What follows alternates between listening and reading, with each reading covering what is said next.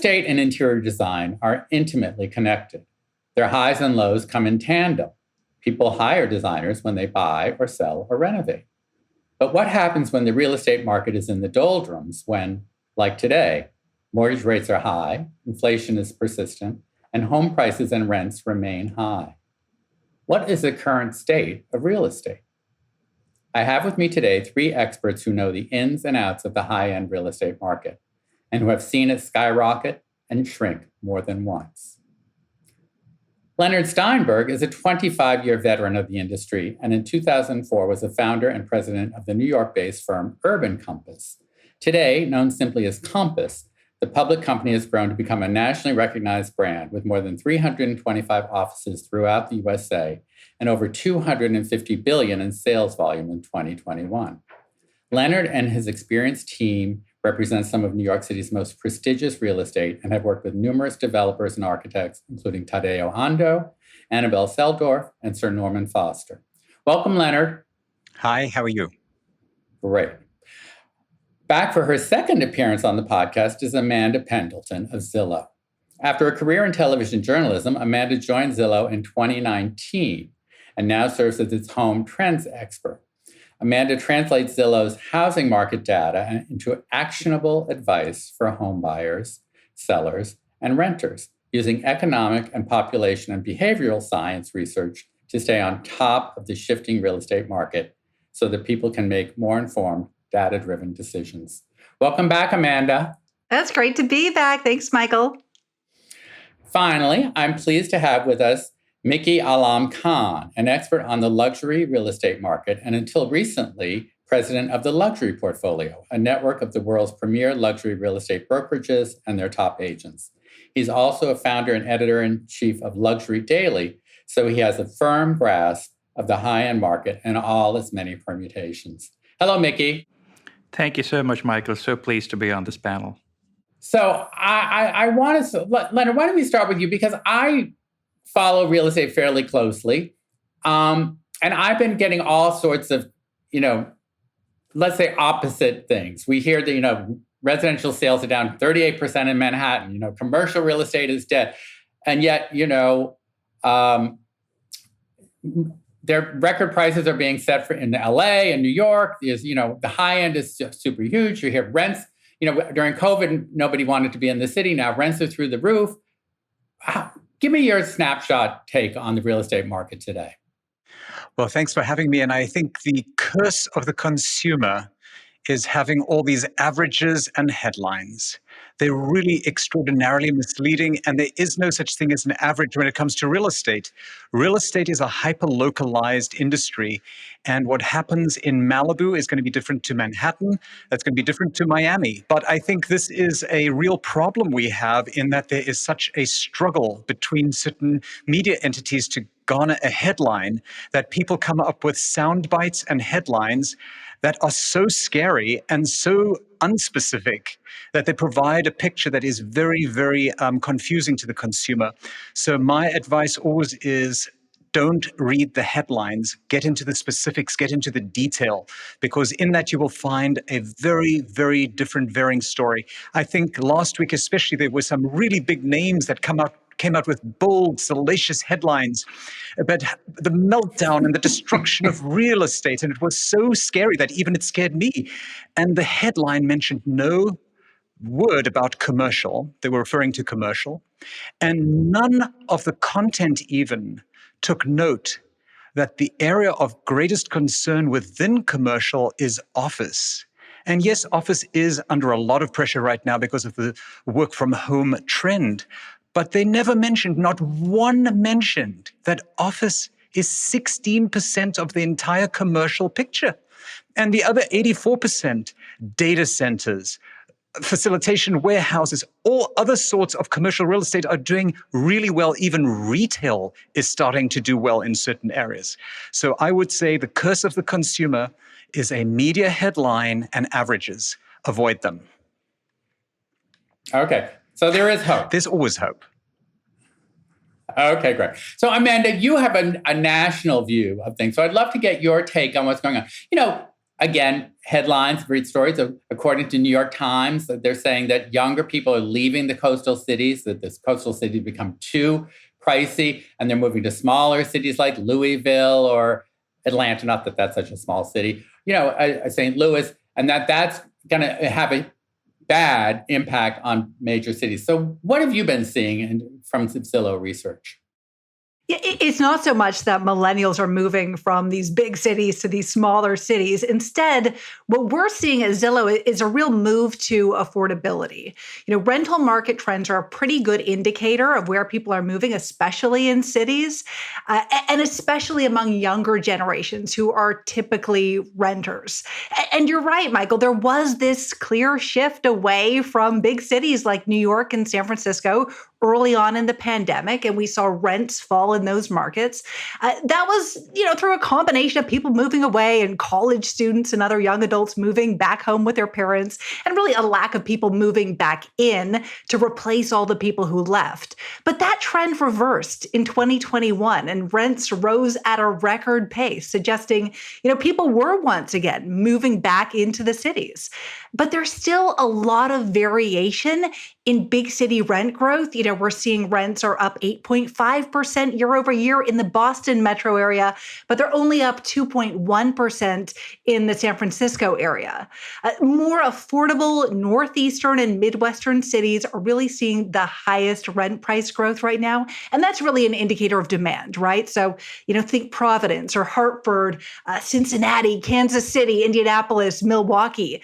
Those places, along with Boston, have been the most resilient metros in the country since the market started cooling down more than a year ago because they're more affordable. So on the flip side, we're seeing the weakest year-over-year rent price growth happening in the mostly expensive West Coast markets, right? The places that also exploded during the pandemic and then became unaffordable. So rents are down in those pandemic boom towns like Las Vegas, Austin, and Phoenix, and then also in really pricey cities like San Francisco.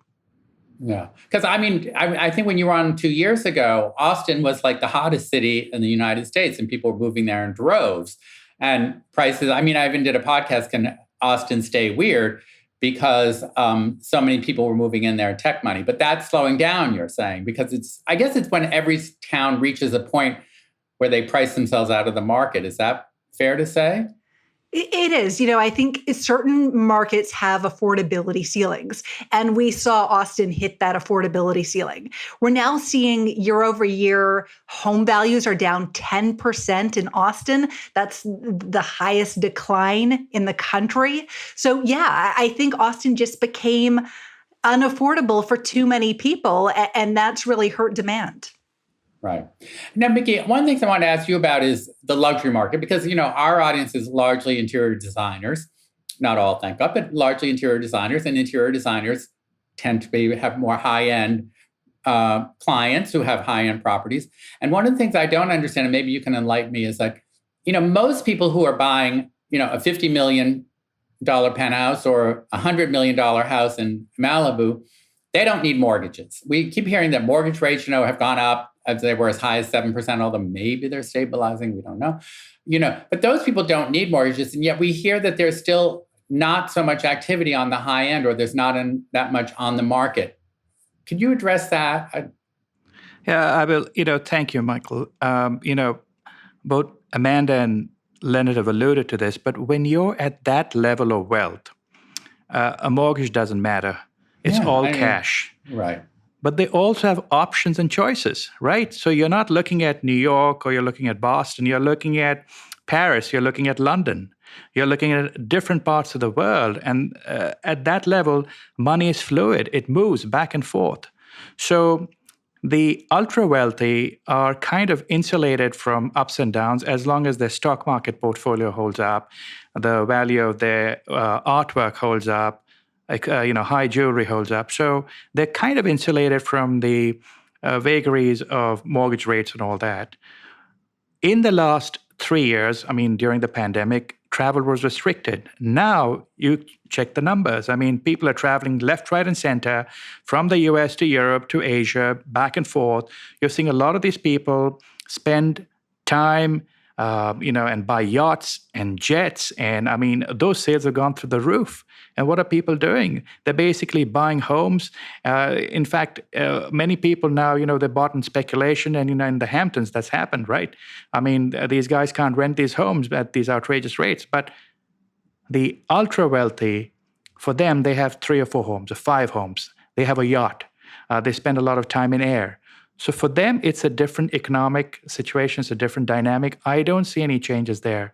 The only thing we have to be very careful of is, the high net worth individuals, they always like security. They always like to make sure that wherever they go, there's no crime. And, that really does impact. Like San Francisco has taken a major hit because of the crime situation, as Leonard pointed out, the darn headlines. Because you know what, I know who he was alluding to. I mean, I shouldn't name her, but I just go ahead. I don't want to name her, but he's right. It's about the commercial real estate market. You can't conflate the two.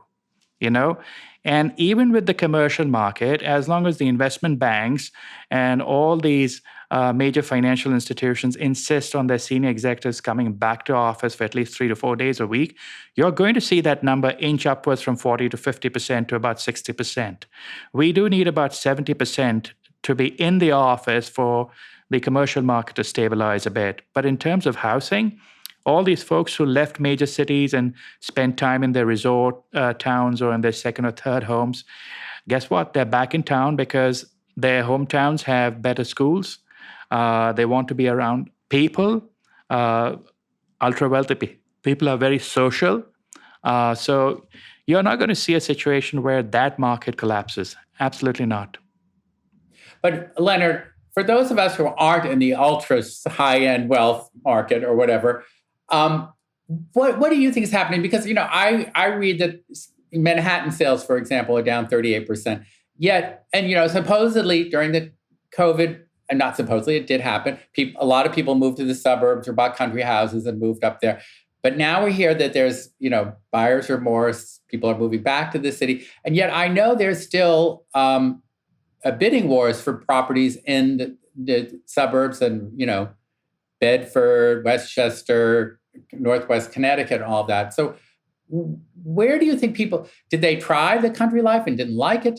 What's going on? Look, that's the whole point. You cannot make these broad sweeping statements. And I also think when you read the headline, down 38% in volume, what is that to do with? Are there fewer buyers, or is there lesser inventory and fewer choices? When you read recently that Austin is down 10%. How high did Austin rise before it dipped 10%? What we're experiencing around the globe right now is the global rebalancing after a massive global pandemic that killed millions of people, that shut down economies, disrupted supply chains, caused extreme turmoil, both geopolitically and otherwise. And these things take time. So where some people said that inflation is transitory, they may have been wrong, but they might have been right as well, that these huge surges in prices just are pulling back in areas to more normal, more realistic levels. I think one of the big areas that is of concern is that there is a bigger demand on more affordable homes, not just because of what people can afford, but what they want to afford. So you have 10,000 people retiring every day. The baby boomers are in retirement mode. COVID accelerated that. When people retire, they revisit different parts of the country where they want to live. Some of them maybe want 2 homes. You sell a big home, you want to buy 2 smaller homes. You are now competing with the millennial entry-level buyer, and that poses even further pressure on the inventory supply there. Another big concern we have is that just like Hermes makes super expensive product because their margins are 40%. That's a very profitable business to be in. Builders generally don't want to build cheaper houses because they aren't as profitable as selling and building bigger, expensive homes that take as much time, aggravation, and energy to, bring to the market. I always think that anyone who can buy a home is buying a luxury. So I think the fact that we focus exclusively on this, in Manhattan, we have this thing where everyone focuses on the $4 million plus market. That is not even 5% of the entire market. in New York City, which is a very expensive city. So I think this obsession with the very, very expensive drives headlines, gets people very engaged. But I do believe that the consumer would be much better served if they got into the specifics, if they wanted to make really educated decisions and choices around what they want to do around real estate. Right. But Amanda, I want to ask you this. We keep hearing, or at least I keep reading, again, with Leonard's bad headlines that he's right to point out. But we keep reading that there's a lot of people who would like to move, sell their property, find a new one, but they feel they're kind of a prisoner because they may have like a 3% or a 4% mortgage rate. And if they were to sell it and buy a new place, they're going to have to pay, 6 or 7%, which when you actually break it down, can be a big change in your monthly nut. I mean, up $1,000, $1,500, $2,000 more a month. So is that true to begin with? And what would your advice be to people in that situation? Yeah, no, we are seeing that rate lock is a real thing. And we know it because this spring, buyers have come back to the market. They've accepted these higher mortgage interest rates, but sellers haven't. Because as you said, sellers locked in that ultra low 3% mortgage rate. And now they don't want to trade it in for today's much higher rate. It's almost impossible for a seller today to trade up and pay a similar monthly payment. So sellers are really holding back. And that means there just aren't that many homes for sale right now.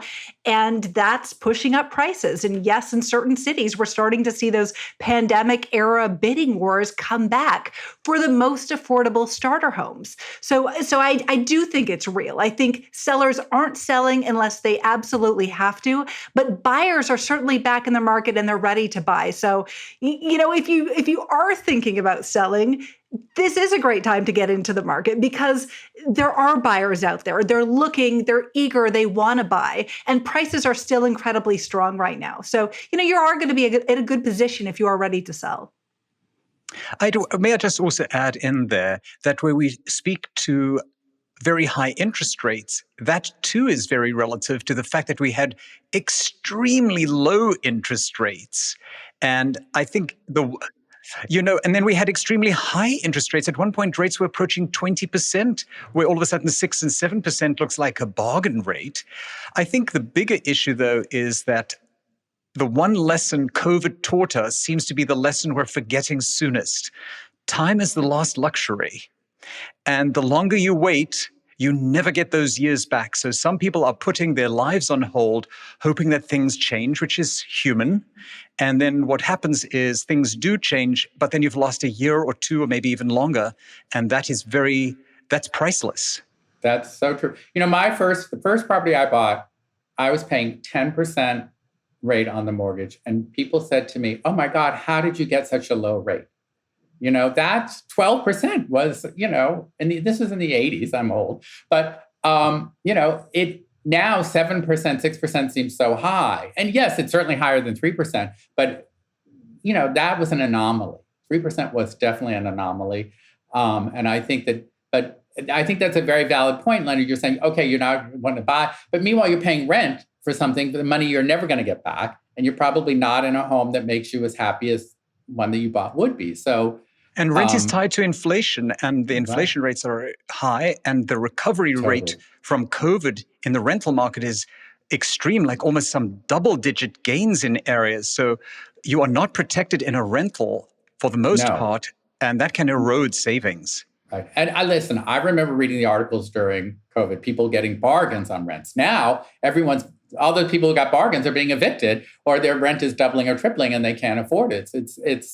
That was a shock to me, how quickly rents not only came back, but like doubled. And made me very glad I didn't rent. But, our society is structured to support home ownership. Our tax laws support, buying if you can afford it and get the, that initial down payment and get a mortgage that will work for you. Renting is a mixed bag at best, shall we say. Mickey, I'd love to get a sense from you, in terms of this high-end luxury, what are people looking for now? Because I remember pre-COVID, all the new developers, and Leonard, I'd love for you to weigh in on this as well.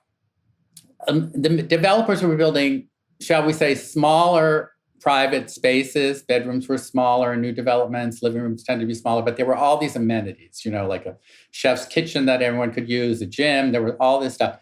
Then, of course, COVID changed everything because nobody could be around anyone. So all these communal amenities sort of fell by the wayside. So are developers now going back to that idea of more amenities for homeowners in new developments, high-end developments? What are they using to entice people? I don't think anything went away because, if you look at all these developments, they take 3 to 4 years to come to life. And the biggest trend I've seen in the last few years is branded developments. And I think Leonard and Amanda will attest to that is, Miami has this Aston Martin residences, and they've got the Bentley coming up. And I mean, this is a city that's sinking. And the Bentley, if you see the sketches for the Bentley Tower, it's out of this world. And this guy's rolling the dice. And it's literally feet from the water. But what people want is hotel-like services in their homes. They want that extreme comfort. They want muted fabrics, muted colors, no noise. They want frictionless, services. They want concierge-level services with restaurants and, in-house restaurants and all that.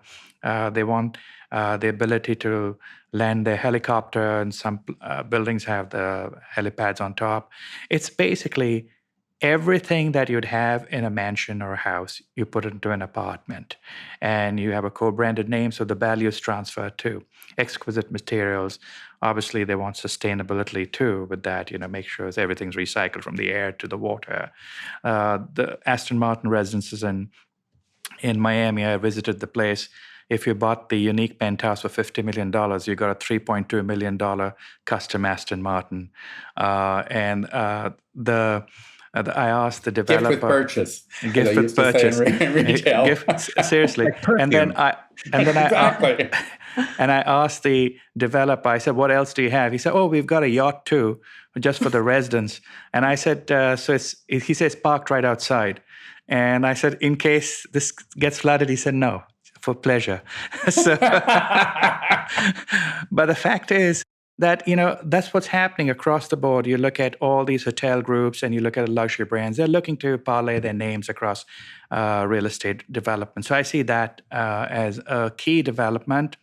You're seeing a new gilded age at the ultra high net worth level. It really is a new gilded age. And if a pandemic couldn't stop them, if issues with politics couldn't stop them, I think only a nuclear war can stop this meteoric rise of wealth. That's it. Nothing else now. Let's hope we don't go there. But some have their bunkers on standby. Well, that's true. I've heard about that, and helicopters to escape if necessary. But Leonard, there's not a lot of helipads in Manhattan towers. So, the density is way too great for that. So what about the New York market? What have you been seeing in terms of high end there? Maybe not the $500 million penthouse, but the $10 to $50 million penthouse. Well, what are the developers? Because it's interesting what Mickey was saying about branded, whereas in New York, you always hear about the architects, the ones that you work with. It's a Norman Foster, it's an Annabelle Seldorf, it's a Deborah Burke, or building, or it's a William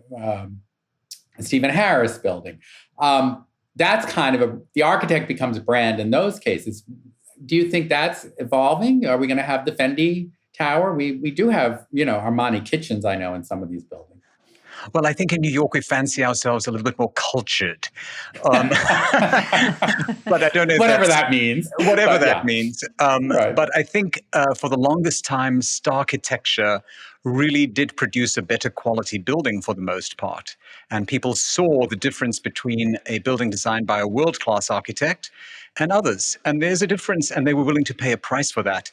Over the last decade, I would say the greatest trend has been people seeking a hotel-like experience within their home.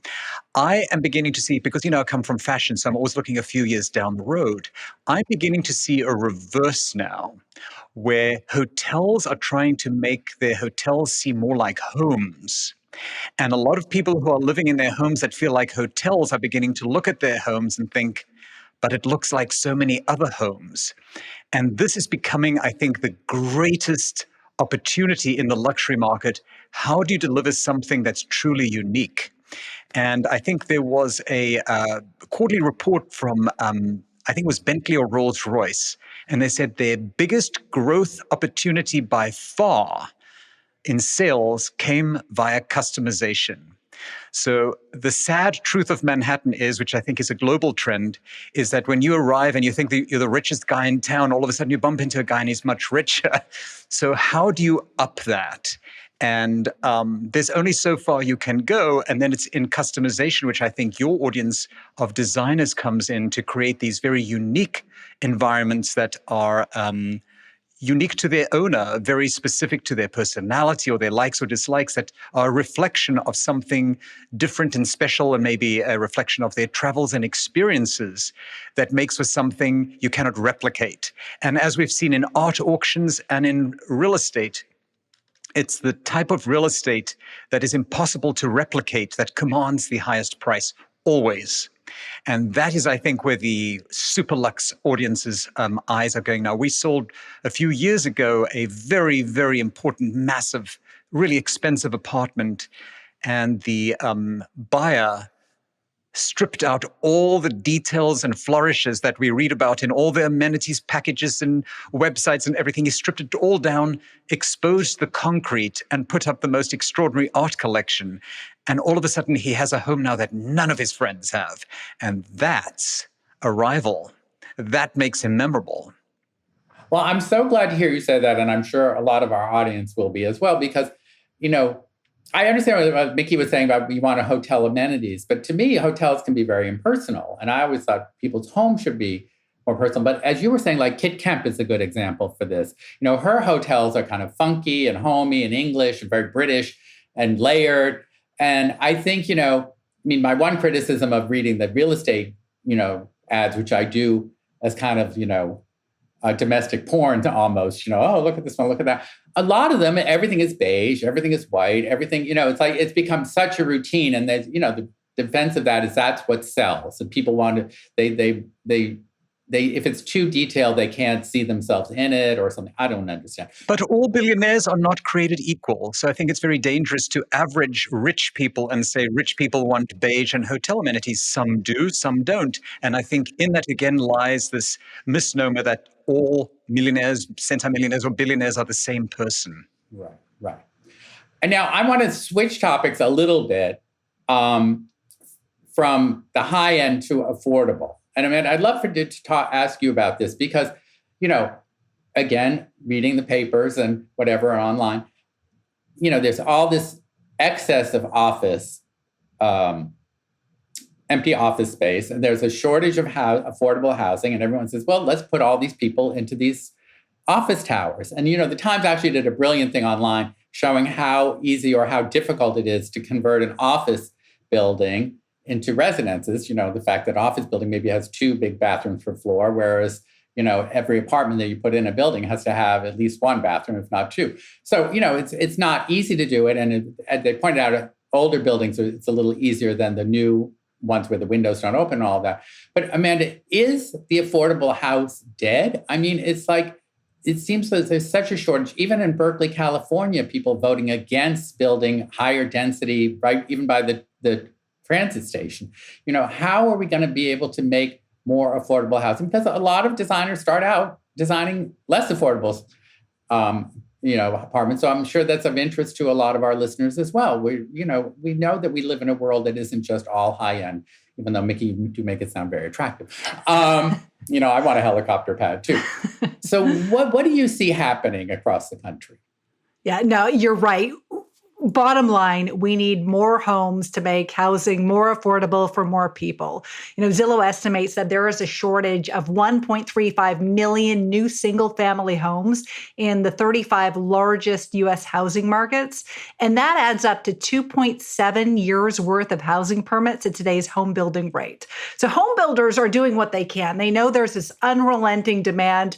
They're firing on all cylinders, but they're really playing catch up from years of under underbuilding that happened after the Great Recession.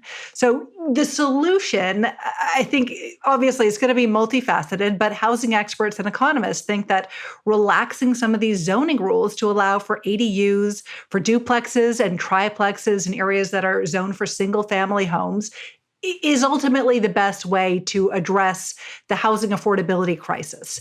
It's called modest densification, if you've heard those words before. Zillow recently did a survey. We found that 4 in 5 Americans do support it to boost housing affordability. This is not that scary 12-story apartment building that's going to go up across the street from your bungalow. This is your neighbor down the street building a backyard cottage for a young couple who's going to be renting it, right? It's one solution to add housing, especially in a really densely packed urban area. Yeah, but I agree with you, and I hope you're right, Amanda. But I mean, there is resistance. I mean, some of these buildings that have been voted down by train stations in suburb, it's a suburb, Berkeley, that kind of thing. They're only talking about 6-story buildings. We're not talking about towers. So, Leonard, do you think there's a lot of resistance in the suburban towns around the New York City area? The assumption is that when you do anything affordable, you're going to have a trailer park at the doorstep of mansions. And the reality is, affordable housing doesn't have to be ugly, horrible housing with a trailer park. That is not necessarily reality. So I think we just need a different mindset. And the only way to sell that is to provide tangible examples of how this has worked elsewhere. But the reality is labor costs are way high. Material costs are way high, and they're not going to go down when there's a $1 trillion infrastructure bill that is funded and being built for the next decade. We're grossly underbuilt. The zoning laws are archaic. Financing costs more. And government and the Fed are doing everything in their power to curtail development. That's a recipe for disaster. And that is actually a recipe for future massive housing inflation. There's only one way to cure affordability. You have to build lots. That's the only cure, And often the only way to do that is via government stimulus of sorts, whether it's tax breaks or easing up zoning laws. But if that doesn't happen, housing will become even more expensive. And that doesn't necessarily mean rentals will stay low. Rentals will keep rising too. And then the bigger problem sets in. At some point, the consumer gets very angry, and then you have social unrest. So it is in the interest of everyone to collaborate together and work out a realistic, practical solution to all of this here and keep politics out of it. It'll never happen, but you have to have a dream. Right. I mean, I think you're probably right. It's not going to happen. And NIMBY is such a powerful thing. Yes, I want housing, but I want it on the other side of town or the next town or 2 towns over. So, Mickey, Leonard brings up a sensitive point here. You definitely need to have the government involved to create more affordable housing, to subsidize, and whether they do it directly via rent vouchers or through tax incentives to builders. Do you think that the luxury consumer cares about that anymore? I mean, because you have to have buy-in from the high end here. You've got to have people who have money really feel, oh, this is an issue. I mean, yes, they all complain that there's homeless people on the streets of New York or San Francisco, which the homeless situations are terrible. And they're not the only cities where it's a problem. But how do you think we sell, as Leonard said, how do we sell this to them? Well, when it comes to affordable housing, I mean, look, the reality is it's a crisis around the world, because if you look at all these rich enclaves, and even in big cities, such as Miami, the people who serve the uber wealthy or even the wealthy, they can't afford to live in the same town, right? And their commutes are killing. I mean, they have to literally travel 1 hour, 1.5 hours one way to get there. You also have another situation, where people look at these office towers and say, why don't we convert them? What they don't realize is that these office towers, basically, the developers took loans from the banks, and there's certain terms per square foot rates. And to basically change that to residential requires, permission from the city, and then the banks will relent. So you don't have an easy solution there. The third thing is, will the affluent like to have people who are not affluent around them? Very doubtful, because the affluent like to surround themselves with people like them. And it's always a case of NIMBYism, not in my backyard. So, if you're doing affordable housing, it will require government policy. It'll also require, I hate taxes, but it'll require the government to take a look at second and third homes. And basically, you have this in some other countries where the tax rates are very high for, people who own second and third homes. You have and that helps them basically get rid of second and third homes. One thing we've not discussed is, in the pandemic, companies such as BlackRock and Blackstone bought a boatload of inventory out there. They bought all these homes out there. They've locked it up for investment purposes. Eventually, some of those homes will come back on the market. So we have to factor in all of this stuff that's happened because of speculation and investment. And that's tightened the market for people, for first-time buyers in all these cities. So it's unfortunately, in as much as I'm a capitalist, the affordable housing crisis will require the hand of government working alongside developers to give them proper incentives, and also then working with communities. You go to California, there are certain cities that basically have banned any new development. I mean, that's it, So close the door behind you. Don't let anyone else in. Right. You always, when you're at that level of wealth, you only want to surround yourself with people like you. So the idea of mixed use can survive in a city such as New York, because we have to live cheek by jowl with buildings that are not so good. But when you have planned communities, or you have communities where you have estates and you have open land and then you have houses, it's a little more difficult there. I also think we shouldn't forget that there's affordable housing, there's billionaire housing, and we keep forgetting about the people in between. There should be middle-class housing too. Middle-class housing is probably under the biggest attack of all. And I think in that lies extraordinary opportunity for building, but I think it requires some government intervention. I always tell my wealthiest clients that if we don't think it's our problem now, it will be sooner or later, because there are a lot more less wealthy people than there are rich people. Yeah. And that means elections. And then all of a sudden you have these extreme swings to the other side, where you will have social programs coming in place, rent controls, and all other sorts of crazy government stuff that they will really resent much more than having some kind of practical, smart housing policy that does create affordable housing, middle-class housing, and actually there's a shortage of super luxury housing too, by the way. That's unbelievable, because if you thought the $7 trillion transfer of wealth, that is $7 trillion stimulus that took place in the last 3 years is a lot of money, brace yourself for the 60 trillion plus transfer of wealth that's coming over the next 10 years, 20 years. From older generations to younger generations, it's happening already. You have one billionaire and then you have 10 beneficiaries. That's 10 more homes needed. Right. People have not factored that in. And I think government is so distracted with all sorts of petty BS instead of focusing on the really important topics that require urgent attention, because these things cannot happen overnight. They take months and years of planning to actually deliver an end product. Well, it's interesting. I couldn't agree with you more, both, all of you, three of you. But it does seem like there's starting to be more, again, in the press with the bad headlines, but there's some good headlines, good stories now about affordable housing, ADUs.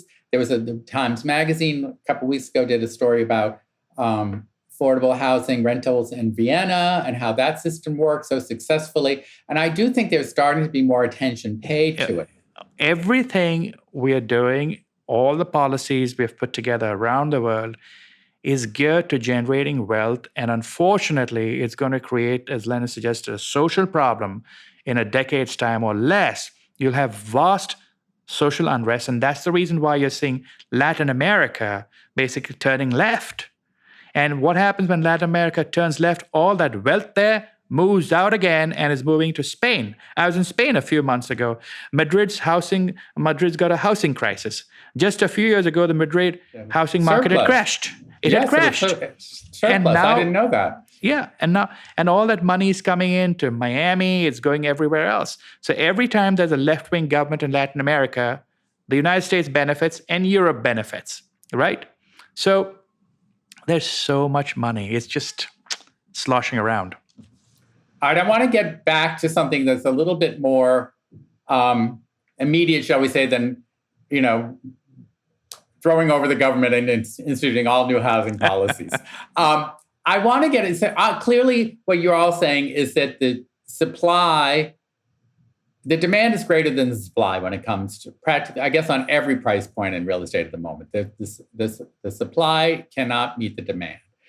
But of course, as you were saying, Mickey, people still have things that they want, that they dream of, that is going to entice them to give up their 3% mortgage and buy something new. So, Leonard, I'd love to start with you. What do you think people are looking for now? What is the thing that a house or an apartment will have that will seal the deal? What do people want?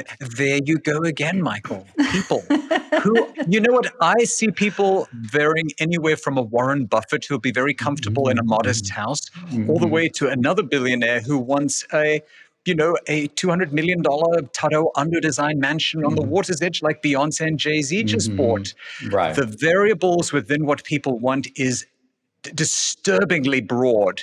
And I think it's almost, real estate has become like fashion. There is no one fashion trend anymore. Right. So that's good. That's exciting. I think it's very exciting because I think it's different strokes for different folks. Some people are happy with certain things that others would find deplorable, frankly.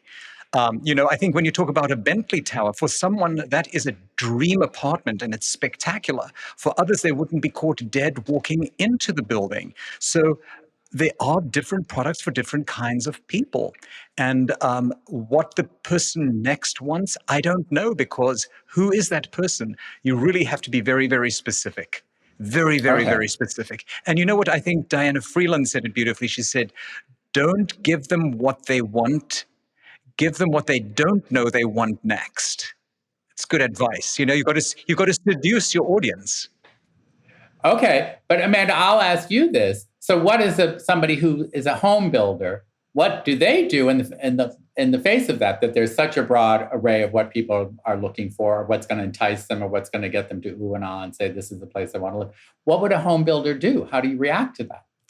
Yeah, I think Leonard's spot on that we are seeing a big trend toward personalization, right? People have spent so much time in their homes over the past couple of years that they really understand what they want and what they need out of their homes.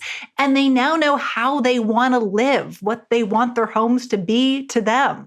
And so as a result, we are seeing really personalized features like steam ovens and pizza ovens and she sheds and putting greens. Those features are commanding sale premiums. Homes that have them are selling for up to 5.3% more than similar homes that don't have these features. So yes, I think that leading into personalized features, giving people options, right, of how they want to live, different floor plans and configurations. I think that's sort of where we're headed. People want to be able to customize their homes and customize their spaces. And that's a big post-pandemic trend. I think the biggest and best amenity you could deliver with any luxury product today, it would be the amenity, home delivered with interior designer. Because if that could happen where it is customized to their own specific need, that's the next level of luxury now. So in other words, the designer would be involved right from the beginning. I think if there was a designer who could customize, even if it's post-closing, but maybe even doing some things pre-closing, those would be really high-value amenities to any luxury product, whether it's a home or anything else. Fantastic. Well, I want each of you to get out your crystal ball, because I'm going to have one last question. Mickey, why don't we start with you? What do you see happening in the market in the next 6 months and in the next year? It's, as we say, I'm so confused. It depends on which end of the market you're tackling. Okay. So I'll stick to my knitting of, Okay. You're Mr. High-end guy. Well, the thing is, look, I continue seeing the generation of wealth, added generation of wealth. You're going to see, I mean, look at Apple today. They made the announcement about their new goggles, right? The company is just a few points shy of their all-time stock price high. $3 trillion company. I guarantee you that company will be a $5 trillion company in 2 years, if China and the United States don't have an kind of military confrontation. You're going to see tremendous generation of wealth. The demand for high-end properties will be there, but the buyer is discerning. What we are seeing is inventory is still tight. Days on market has increased dramatically, depending on where you are. But I don't see a slackening of demand for unique properties. See, the key word is supercharged, continuing to fuel a demand for exclusive housing around the world. I do foresee, buyers like in markets such as Dubai, Singapore. Dubai is getting all money from around the world. They've changed their weekends and all that kind of stuff.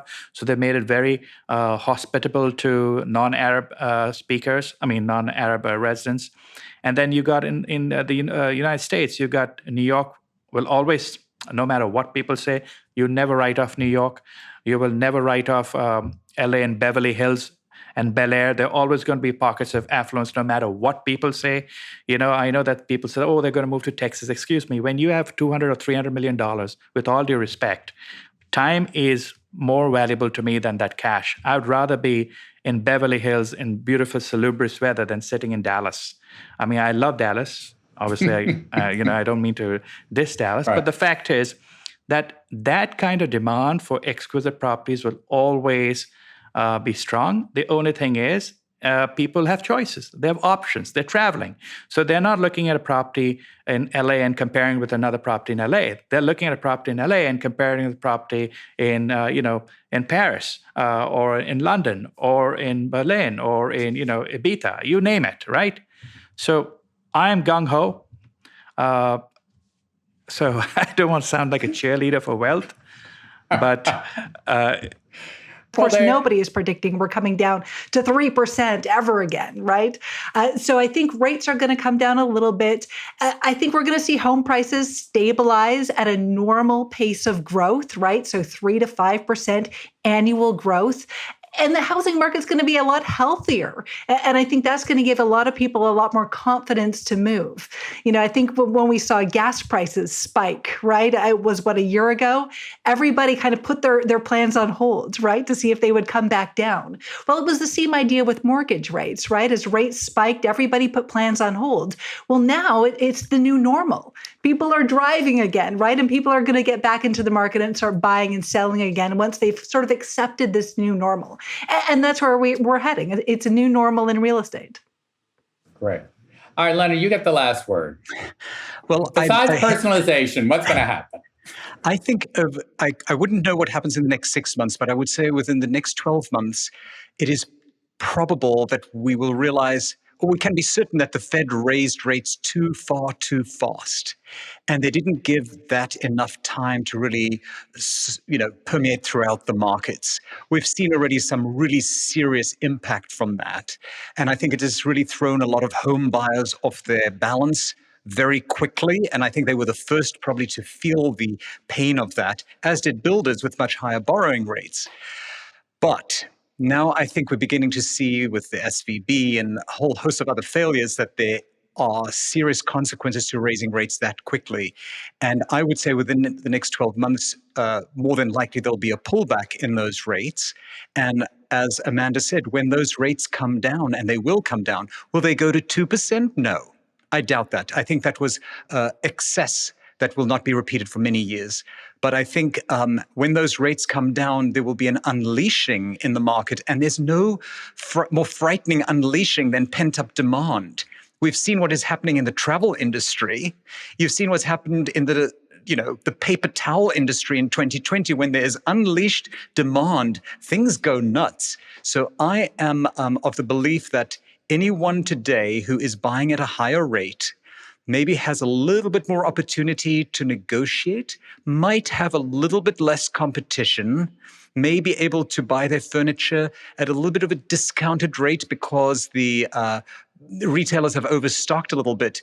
And a year from now, they might be throwing a party to celebrate that smart choice, because I think going forward, especially on the high end, we will experience a luxflation, the likes of which we've never seen before. If a Chanel bag costs double today than what it cost 5 years ago, imagine what happens when confidence returns to markets. Good point. So I can say that our audience, most of them designers, have good times to look forward to.